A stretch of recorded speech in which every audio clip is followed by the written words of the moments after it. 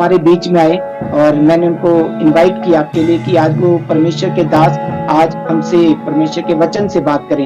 तो आगे का समय मैं भाई फिलिप उजगरे जी को देना चाहता हूं कि वो हमारे बीच में परमेश्वर की सेवा, वचन की सेवा को हमारे बीच में लेकर आए और हम तालियों से उनका स्वागत करेंगे। Yes, praise the Lord. Thank you so much for this wonderful time. बात करता हूँ कि परमेश्वर ने ये सुंदर सा समय मेरे जीवन में दिया ताकि मैं लाइट ऑफ लाइफ इस ग्रुप, इस मिनिस्ट्री के अंदर आकर परमेश्वर का जीवित कलाम आपके साथ बांट सकूं। Thank you so much everyone. तो हम जाएंगे वचन की ओर, ज्यादा समय ना लेंगे।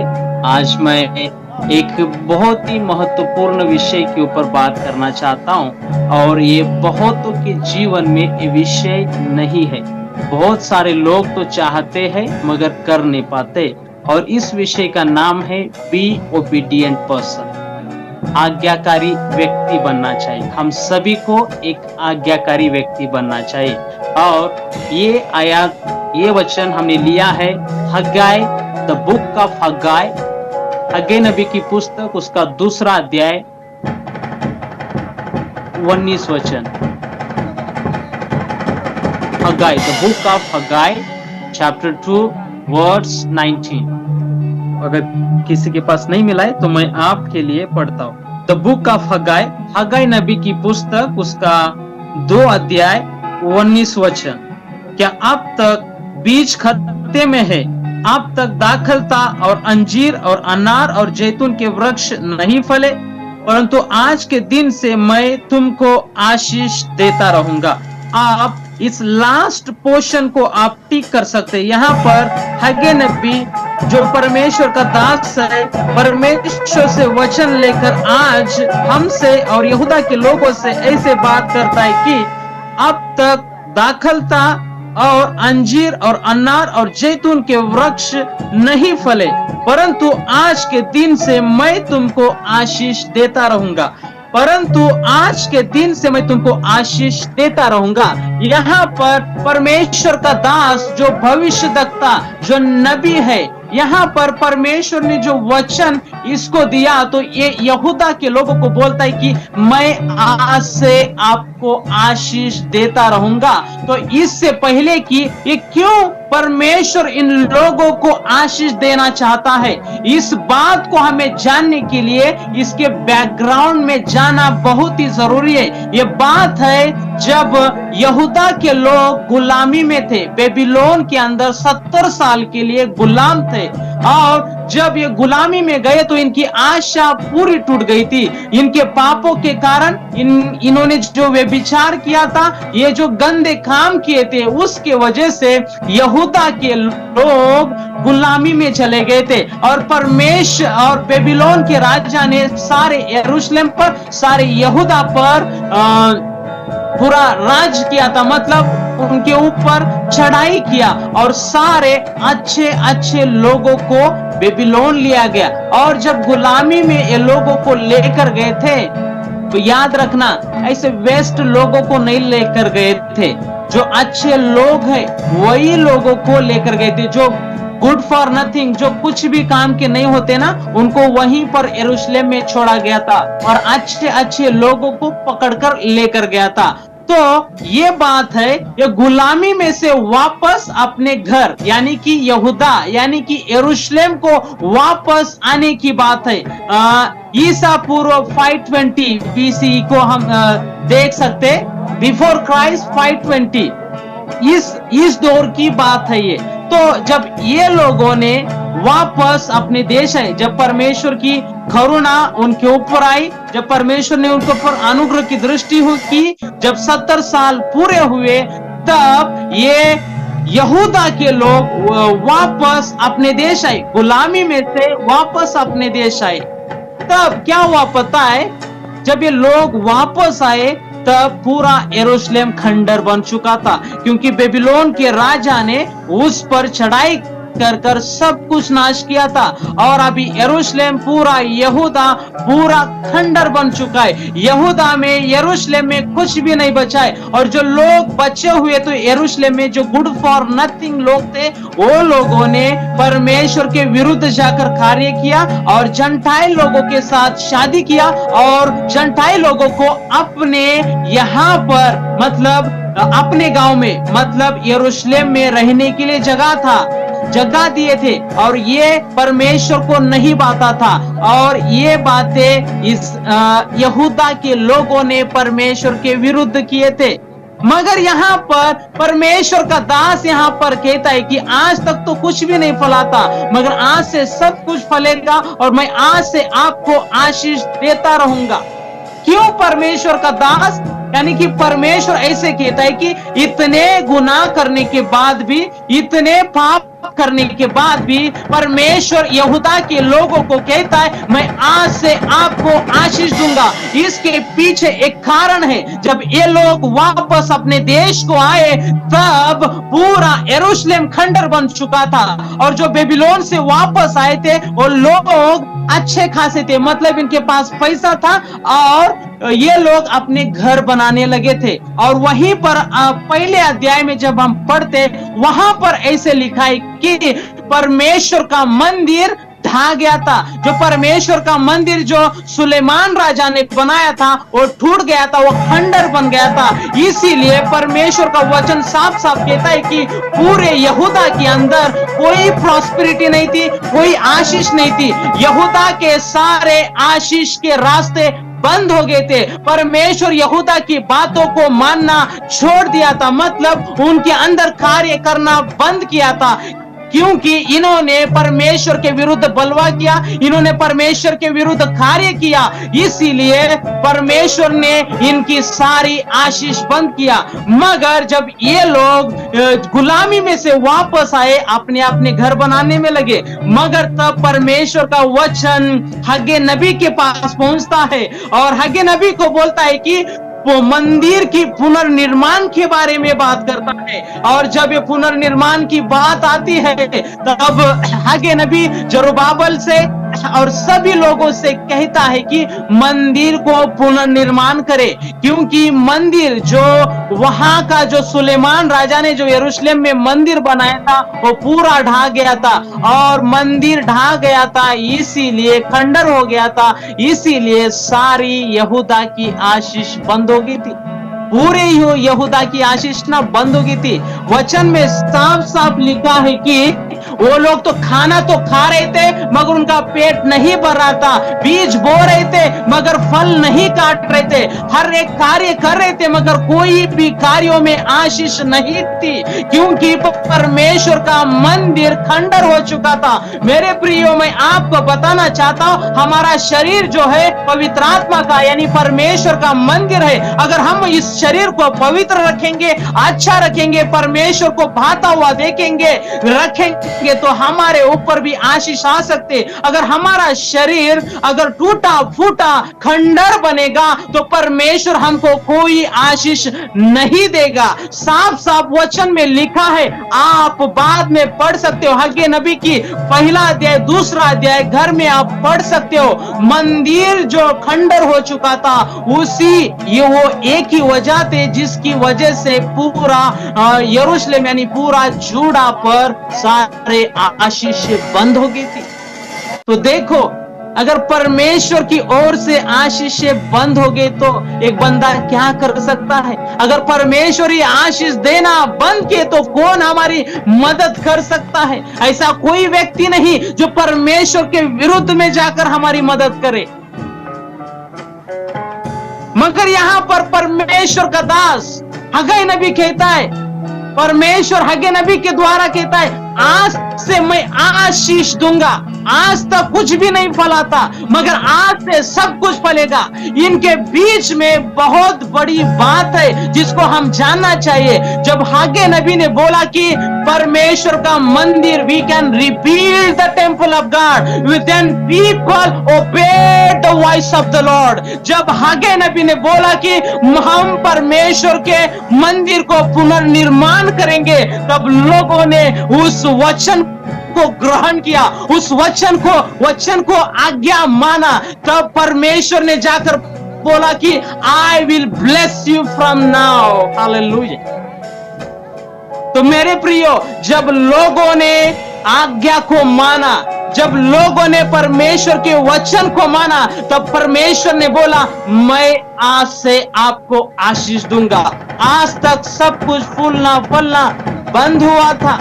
यहां पर साफ लिखा है कि अब तक बीज खत्ते में है, अब तक दाखलता और अंजीर और अनार और जैतून के वृक्ष नहीं फले, कुछ भी नहीं फला, परंतु आज के दिन से मैं तुमको आशीष देता रहूंगा। मेरे प्रियो, मैं आपको कहना चाहता हूं, अगर आज आपके जीवन में आशीष की कमी है तो आपका मंदिर खंडर हो चुका है। जिस व्यक्ति का मंदिर खंडर नहीं बना, उससे परमेश्वर आशीष देने के लिए तैयार है। हमारा जो शरीर है पवित्र आत्मा का मंदिर है। जैसे कि हम देखते हैं रेवलेशन में, आप देखते हैं पिता के लिए सिंहासन है, पुत्र के लिए सिंहासन है, मगर पवित्र आत्मा के लिए कोई सिंहासन नहीं। जब परमेश्वर ने हम मनुष्य को बनाया, तब वो मनुष्य को नहीं मगर पवित्र आत्मा के लिए सिंहासन बनाया, उसका घर बनाया। हम पवित्र आत्मा का सिंहासन है। We are the throne of Holy Spirit. Holy Spirit lives in us. पवित्र आत्मा हमारे अंदर वास करता है मेरे प्रियो। और इस जहां पर परमेश्वर वास करता है, उसे हमें स्वच्छ, क्लीन, पवित्र रखना है। क्योंकि परमेश्वर का दास पतरुस साफ लिखता है, be holy because Jesus is holy, one who called us he is holy. जो हमको बुलाया है वो पवित्र है, इसीलिए हमको भी पवित्र बनना बहुत जरूरी है मेरे प्रियो। जब आज्ञाओं को मानते हैं तो आज्ञा मानना परमेश्वर को प्रेम दिखाना है। उससे पहले हम जानेंगे what is the meaning of obedience. आज्ञाकारिता का मतलब क्या है, या फिर आज्ञाकारी क्या है। साफ एक क्लियरली भाषा में अगर obedience, what is the obedience अगर हम सुनेंगे तो hearing the word of God and acting on it. परमेश्वर का वचन सुनना और उसके ऊपर कार्य करना, this is the obedience. The obedience, परमेश्वर की वचन को सुनना और उसके ऊपर कार्य करना, यही ओबीडियंस है। और ओबीडियंस का सबसे प्रथम चिन्ह यह है कि when we obey the word of God, we love to God. It is an act to show our love, to show honor to God. जब हम पढ़ते हैं यूहन्ना 14:15 में, अगर किसी के पास बाइबल है तो आप पढ़ सकते हो। यूहन्ना सुसमाचार की पत्री 14:15। Obedience is an act of love for God. कोई पढ़ सकता है मेरे लिए? यदि तुम मुझसे प्रेम रखते हो तो मेरी आज्ञाओं को मानोगे। आमीन। आमीन, हालेलुया। देखो यहाँ पर जॉन साफ लिख रहा है, apostle John clearly writing what Jesus said, जो भी यीशु मसीह ने कहा और उसने जो देखा, यहां पर साफ लिख रहा है अगर तुम मेरी आज्ञाओं को मानोगे तो, वहां पर क्या लिखा है, तुम मुझसे प्रेम करते हो। अगर हम कहते हैं परमेश्वर से हम प्रेम करते हैं और उसकी आज्ञाओं को नहीं मानते, ये प्रेम झूठा है मेरे प्रियो। हम झूठ में जी रहे हो और झूठ को सिर्फ सत्य फ्री कर सकता है। The truth shall set you free. अगर आप कहते हो कि मैं परमेश्वर से प्रेम करता हूं और परमेश्वर की आज्ञाओं को नहीं मानता, तो ये प्रेम झूठा है और आप झूठ में जिंदगी जी रहे हो। और झूठ आपको नरक में लेकर जाएगा, डिस्ट्रक्शन की ओर लेकर जाएगा, नाश की ओर लेकर जाएगा। जब हवा ने शैतान की बात को माना और जो शैतान ने झूठ बोला था, ऑलरेडी आदम और हवा को परमेश्वर ने उसके स्वरूप में बनाया था। तो शैतान ने क्या बोला, अगर तुम ये फल खाओगे तुम परमेश्वर की तरह बनोगे। क्या परमेश्वर ने नहीं बोला था? परमेश्वर ने क्या बोला? परमेश्वर ने उनको अपने स्वरूप में बनाया था, वो परमेश्वर की तरह थे। मैंने एक बुक पढ़ा था, एक बहुत ही अच्छी बुक है, बिब्लिकल बुक है, वहां पर ऐसे लिखा है, जब परमेश्वर आदम के साथ संगति करता था ना, तब स्वर्गदूत अगर देखते थे तो आदम और परमेश्वर को पहचानना बड़ा कठिन था कहते। मतलब आदम सेम परमेश्वर की तरह दिखता था कहते। आप इसको 50-50 बिलीव कर सकते हो, मगर आप पूरा विश्वास नहीं कर सकते, क्योंकि ये बाइबल से नहीं, एक बिब्लिकल बुक है, एक बड़े प्रभु के दास ने लिखा था, तो उसको मैं बता रहा हूं। तो इतना सुंदर आदम था परमेश्वर की तरह, मगर हवा ने झूठ का विश्वास किया और परमेश्वर के उपस्थिति से बाहर हुए। तो मेरे प्रियो, जो झूठ को विश्वास करता है वो परमेश्वर से प्रेम नहीं करता और उसे उसकी आज्ञाओं को नहीं मानता और वो नाश की ओर लेकर जाता है। झूठ हमें नाश की ओर लेकर जाता है और सत्य हमें स्वतंत्र करता है मेरे प्रियो। इसीलिए be a obedient person. Obedience is an act for love, to love God. हम आज्ञाकारिता से परमेश्वर से प्रेम करते हैं। हालेलुया। ये हुआ पहला पॉइंट। मैं आपको ओबीडियंस के बारे में दूसरा पॉइंट मैं आपको बताऊंगा। Obedience brings blessing. जब हम परमेश्वर की आज्ञाओं को मानते हैं तो हमारे जीवन में आशीष आती है।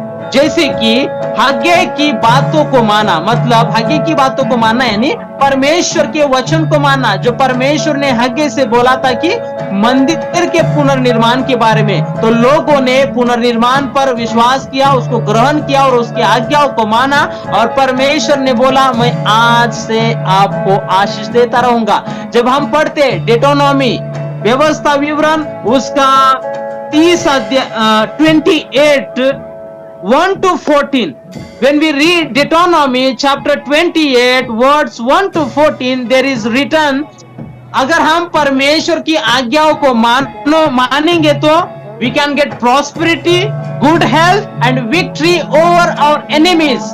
हम जब परमेश्वर की आज्ञाओं को मानते हैं तो हमारे जीवन में हर प्रकार की भलाई उत्पन्न होती है। He is the source of goodness.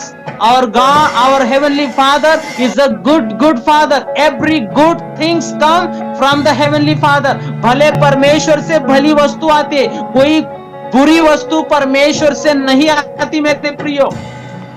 अगर कोई बुरी चीज आपके जीवन में है तो परमेश्वर की ओर से नहीं है। हर एक अच्छी चीज परमेश्वर से आती है। और heavenly father is a good father मेरे प्रियो। इसीलिए मेरे प्रियो मैं आपको कहना चाहता हूं, एक आज्ञाकारी व्यक्ति बनना सीखिए। अगर हमारे जीवन में हम किस आज्ञाओं को नहीं मानते हैं तो हम गलत रास्ते पर है। हमारे जीवन में अनाज्ञाकारिता श्राप को लेकर आता है। जिस प्रकार में आज्ञाकारिता आशीष को लेकर आती है, उसी प्रकार में अनाज्ञाकारिता क्या श्राप लेकर आते। अब्राहम ने परमेश्वर पर विश्वास किया और उसने आशीष पाई, उसी के द्वारा हम आशीष पाते हैं। और उसी प्रकार में एक और व्यक्ति के बारे में पढ़ते हैं, किंग साउल जो इजराइल का पहला राजा था, उसने परमेश्वर की बात का उल्लंघन किया, मतलब आज्ञा नहीं माना तो वो नाश हो गया। और उसी प्रकार में और एक राजा था, दाऊद राजा ने साउल से भी ज्यादा बड़ा पाप किया था, मगर उसने परमेश्वर की आज्ञा को माना और उसने जीवन को पाया मेरे प्रियो। उसी प्रकार से अगर हमारे जीवन में आशीषों की कमी है तो हम परमेश्वर की आज्ञाओं को नहीं मानते। व्यक्ति परमेश्वर की आज्ञाओं को नहीं मानता, उसके जीवन में श्राप आता है। और जो व्यक्ति परमेश्वर की आज्ञाओं को मानता है, परमेश्वर उसे आशीषों से भर देता है मेरे प्रियो। इसीलिए मेरे प्रियो, जीवन में हमें आज्ञा मानना बहुत ही जरूरी है। Bible says obedience is better than sacrifice. Hallelujah. Obedience is better than sacrifice. आज्ञा मानना बलिदान से उत्तम है। अब बलिदान करो मगर आज्ञा ना मानो, कोई फायदा नहीं है। यीशु मसीह की क्या टीचिंग है? जब तू कुछ बलिदान करने जाए और उसी समय तेरा कोई पाप तुझे पता चले, तो वो बलिदान वहां पर वो चढ़ाना उधर ही छोड़ दे और जाकर क्या कर, उसे माफी मांग कर आ। तो आज्ञा मानना आशीषों को लेकर आता है मेरे प्रियो। अगर आपके जीवन में, हो सकता है यहाँ पर बहुत सारे लोग होंगे जिनके जीवन में आशीषों की कमी है, मगर मेरे प्रियो मैं आपको कहना चाहता हूं, अगर आज से आप परमेश्वर पर विश्वास करेंगे, उसकी बातों को मानेंगे, तो परमेश्वर आपको विजयी बनाएगा, आपको सक्सेसफुल बनाएगा, आपको आपके अंदर से जीवन की धारा बहेगी जब हम परमेश्वर के वचन को मानेंगे और उसके ऊपर चलेंगे। हालेलुया। ओबीडियंस का रियल मीनिंग यही है कि उसका वचन को सुनना और उसके ऊपर चलना, यही ओबीडियंस है, यही आज्ञाकारिता है। इसे छोड़ और कोई आज्ञाकारिता नहीं। बहुत सारे लोगों के जीवन में आशीषों की कमी है क्योंकि वो लोग परमेश्वर के वचन के अनुसार नहीं चलते, इसी वजह से उनके जीवन में कोई आशीष नहीं है। और अब मैं आगे की ओर बढ़ूंगा। Obedience is choice. आज्ञाकारिता एक चॉइस है मेरे प्रियो। जब परमेश्वर ने हमको बनाया, हमारे अंदर एक फ्री विल दिया, फ्रीडम दिया, आपको जो चूज करना है वो चूज करो। यीशु मसीह ने भी कहा है, अगर तू मेरे पीछे आना चाहता है तो अपने आप का क्रूस उठाना पड़ेगा।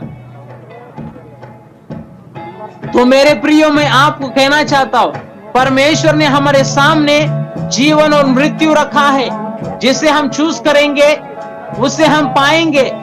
मगर परमेश्वर नहीं चाहता कि आप मृत्यु को चुने, परमेश्वर चाहता है कि आप जीवन को चुने। आप इसके बारे में पढ़ सकते हो, डिटरोनॉमी चैप्टर 30 वर्स 19। अगर किसी के पास बाइबल है तो पढ़ सकते हो। व्यवस्था विवरण उसका 30 अध्याय वचन 19। डिटरोनॉमी चैप्टर 30 वर्स 19।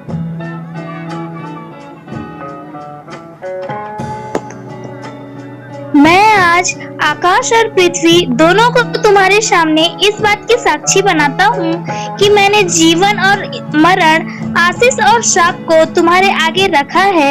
इसलिए तू जीवन ही को अपना ले कि तू और तेरा वंश दोनों जीवित रहे। आमीन। मेरे प्रियो, यहाँ पर परमेश्वर का वचन कहता है कि मैंने आपके सामने जीवन और मृत्यु को रखा है। मगर परमेश्वर चाहता है कि आप जीवन को चुने। परमेश्वर नहीं चाहता है कि आप मृत्यु को चुने। जीवन को चुनना यानी यीशु को चुनना। Jesus Christ is the source of life. Jesus के अंदर से जीवन की नदियां बहती है मेरे प्रियो। अगर आप उसको मानोगे, उसकी आज्ञाओं पर चलोगे, तो आपके जीवन से भी नदियां बहेगी। जिससे आप बात करोगे उसका जीवन बदलेगा, उसके अंदर जीवन आप फूकोगे। क्योंकि परमेश्वर के वचन के ऊपर जब चलते हैं, जब उसको सुनते हैं और चलते हैं, तो हम उसकी तरह बनते हैं। We can imitate Jesus Christ. हमें एकदम हुबेहूब उसकी तस्वीर बननी है। हमारे अंदर मसीह लोगों को दिखना चाहिए। और ये कब दिखेगा? when we hear the word of God and when we obey the word and when we act on the word of God, then the rivers of life will flow from our body, from our life to the people. मेरे प्रियो, आज्ञाकारी व्यक्ति बनो। अगर आपके जीवन में आज्ञाकारिता नहीं है तो आप श्राप में जी रहे हो। जो व्यक्ति आज्ञा नहीं मानता उसके जीवन में श्राप आएगा। और आज्ञाकारिता का सबसे लास्ट पॉइंट यह है, आज्ञाकारिता आत्मिक जीवन की उन्नति करता है। Obedience leads to spiritual growth. Obedience leads to spiritual growth. आज्ञाकारिता आत्मिक जीवन को बढ़ाती है। हम पढ़ सकते हैं जेम्स चैप्टर 1 22 to 25। याकूब की पत्री उसका पहला अध्याय 22 से 25 पद तक। आप पढ़ सकते हैं। परंतु वचन पर चलने वाले बनो और केवल सुनने वाले ही नहीं जो अपने आप को धोखा देते हैं, क्योंकि जो कोई वचन का सुनने वाला हो और उस पर चलने वाला ना हो तो वह उस मनुष्य के समान है जो अपना स्वाभाविक मुंह दर्पण में देखता है, इसलिए कि वह अपने आप को देखकर चला जाता और तुरंत भूल जाता है कि मैं कैसा था। पर जो व्यक्ति स्वतंत्रता की सिद्ध व्यवस्था पर ध्यान करता रहता है वह अपने काम में इसलिए आशीष पाएगा कि सुनकर भूलता नहीं पर वैसा ही काम करता है। आमीन।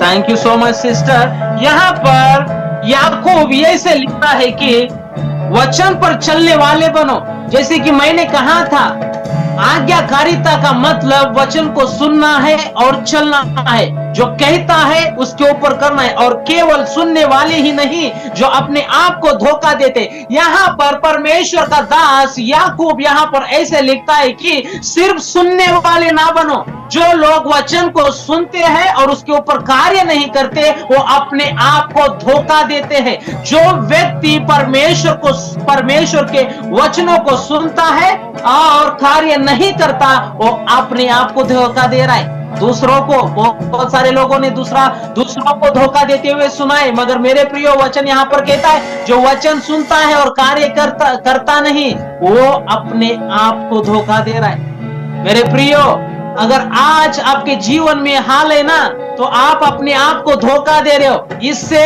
ये झूठ है, इससे बाहर आओ। सिर्फ सुनना नहीं है, हमको उसके ऊपर कार्य करना है ताकि हम अपने आप को धोखा नहीं देंगे। हम परमेश्वर की आज्ञाओं का पालन करेंगे जिसके द्वारा हमारी आत्मिक अभिवृद्धि होगी। हम परमेश्वर के अंदर बढ़ेंगे, हम परमेश्वर की तरह बनेंगे। जैसे परमेश्वर ने हमको बनाया था उसी प्रकार में हम बनते जाएंगे। When we obey the word of God and when we act on it, then we can become like Christ. हमें एक ऐसा व्यक्ति बनना है जो वचन को सुनेगा और उसके ऊपर कार्य करेगा। और जो व्यक्ति सुनता है और कार्य नहीं करता अपने पैरों पर कुल्हाड़ी मारता है, दूसरे के पैरों पर नहीं, अपने आप को घात कर रहा है। इसका मतलब ऐसे छन्नी लेकर अपने आप के शरीर में मारना, अपने हृदय के ऊपर मारना, मतलब खुद का नाश कर रहा है। जो वचन को सुनता नहीं वो खुद का नाश कर रहा है। बहुत सारे लोगों ने दूसरों का मर्डर किया होगा, दूसरों को मारा होगा, मगर ये जो मसीह लोग हैं, जो लोग वचन के ऊपर कार्य नहीं करते, वचन को सुनकर कार्य नहीं करते, वो अपने आप का मर्डर कर रहे, अपने आप का घात कर रहे। मेरे प्रियो, इसीलिए मेरे प्रियो, मैं आपको सत्य बताऊंगा। सत्य बताना मेरा काम है, क्योंकि मैं भी आपके लहू से आजाद हो जाऊंगा। जैसे कि पौलुस करता है, I am free from your blood. मैं आपके लहू से आजाद हूं क्योंकि मैंने आपको सत्य बताया। उसी प्रकार से मैं परमेश्वर का दास होने के नाते मैं आपको सत्य को प्रचार करना चाहता हूं कि जो व्यक्ति परमेश्वर के वचन पर नहीं चलता वो अपने आप का हत्यारा है। अपने भाई का हत्यारा नहीं मगर खुद का हत्यारा है। अपने पैरों पर कुल्हाड़ी मारने वाला, अपने हृदय को छन्नी से मारने वाला। और जो परमेश्वर के वचन पर कार्य करता है वो व्यक्ति धन्य है। वो व्यक्ति जो वचन को सुनता है, मानता है, उसके ऊपर कार्य करता है। मेरे प्रियो, और परमेश्वर का वचन कहता है तो वो यीशु मसीह ने अपने चेलों से और लोगों से कहा, the words I speak to you they are life and spirit. The word spirit come from pneuma, Greek word means the breath of God, मतलब परमेश्वर का श्वास। When we hear the word of God, when we act on it, we are taking the breath of God. हम परमेश्वर का श्वास हमारे अंदर ले रहे। एक व्यक्ति जब मर जाता है तो मेरे प्रियो उसका श्वास चेक किया जाता है। अगर उसके अंदर श्वास है तो जीवित है, अगर उसके अंदर श्वास नहीं है तो मरा हुआ व्यक्ति है। इसका मतलब जो परमेश्वर का वचन सुनता है और इसके ऊपर कार्य करता है वो आत्मिक श्वास को लेता है। हम we are a spirit being but we live in a body. हम एक आत्मा है, हम शरीर में रहते हैं मेरे प्रियो। ये जो शरीर है 70-80 साल के लिए है, और हम दुनिया में देखते हैं 70-80 साल के लिए लोग कितनी मेहनत करते हैं। सुबह सुबह उठकर काम को जाते हैं ताकि पैसा कमाए और इस शरीर को खाना दे, अपने बच्चों को खाना दे, और ये शरीर जो हमारा है वो 70 साल के लिए है। तो मेरे प्रियो 70-80 साल के जीवन के लिए हम सुबह से शाम तक इतनी मेहनत करते हैं। इवन हम रात में भी सोचते हैं कि कल काम मिलेगा या नहीं मिलेगा, कल काम कैसा होगा, कल कमाई कितनी होगी, क्या होगी, इतना कुछ हम सोचते हैं। तो मेरे प्रियो उस अनंत काल के लिए कितनी मेहनत करनी होगी मेरे प्रियो। पौलुस उसके पत्रियों में लिखता है हमें उद्धार का कार्य पूरा करना है। यस, मैं विश्वास करता हूं विश्वास के द्वारा उद्धार होता है मेरे प्रियो, मगर विश्वास करने के बाद हमारा जीवन में कुछ तो चेंजेस है या नहीं। अगर एक बार विश्वास करे और पुराने जीवन में चले जाए, वो उद्धार नहीं है मेरे प्रियो, वो झूठा उद्धार है। आपने सच्चे दिल से अपने आप को परमेश्वर को नहीं दिया है। इसलिए मेरे प्रियो मैं आपको कहना चाहता हूं, वचन को सुनिए और उस पर चलिए। यही सच्ची आज्ञाकारिता है, और जो ऐसा करता है वो व्यक्ति धन्य है। धन्य है वो व्यक्ति जो वचन को सुनता है, मानता है और उसके ऊपर कार्य करता है। And the Bible says obedience is better than sacrifice. आज्ञाकारिता बलिदान से भी उत्तम है। और उसी प्रकार से जब यहूदा के लोगों ने परमेश्वर की वचन की आज्ञा को माना, तो परमेश्वर ने बोला मैं आज के बाद आपको आशीष दूंगा। हो सकता है जीवन में आज तक आपने बहुत सारे गलतियों को किया होगा, आपका जो मंदिर है टूट गया होगा, मगर आज परमेश्वर का वचन आपसे कहता है मेरी बातों को सुन, मेरी बातों को मान, मेरी बातों को ऊपर चल, तो मैं आज के बाद तेरे जीवन में आशीषों की नदियां बहाऊंगा। हालेलुया। तो मैं विश्वास करता हूं परमेश्वर इस वचन के द्वारा हर एक व्यक्ति के जीवन में एक बड़ी बेदारी को लेकर आएगा। हो सकता है पास्ट के अंदर आपने बहुत सारी गलतियां किया होगा, और गलतियों के कारण आपके सारी आशीषें बंद हुई होगी, आपकी आशीषें खत्म हुई होगी, मगर परमेश्वर the Lord is going to open the heavenly doors for your life. आज परमेश्वर आपके जीवन में स्वर्गीय धनों को खोलेगा, स्वर्गीय द्वारों को खोलेगा, आत्मिक जीवन की नदियां को खोलेगा। अगर आप आपके जीवन में परमेश्वर की वचन के आज्ञाओं को मानोगे। अगर जो व्यक्ति परमेश्वर से प्रेम करता है वो उसकी आज्ञाओं को मानेगा, और जो व्यक्ति परमेश्वर से प्रेम नहीं करता वो आज्ञा को नहीं मानता है। This is the great sign to love the Lord. Obedience, आज्ञाकारिता एक सबसे बड़ा चिन्ह है कि हम यीशु मसीह से यानी परमेश्वर से हम प्रेम करते हैं। हालेलुया। तो मेरे प्रियो जो भी हुआ सो हुआ। हो सकता है आपका मंदिर पूरा ढह गया होगा, आपके जीवन में सारी आशीष बंद होगी, मगर आज परमेश्वर का वचन आपसे कहता है मेरी आज्ञाओं को मान, मैं तुझसे आज से आशीष देना शुरू करूंगा। May God bless all of you. Amen.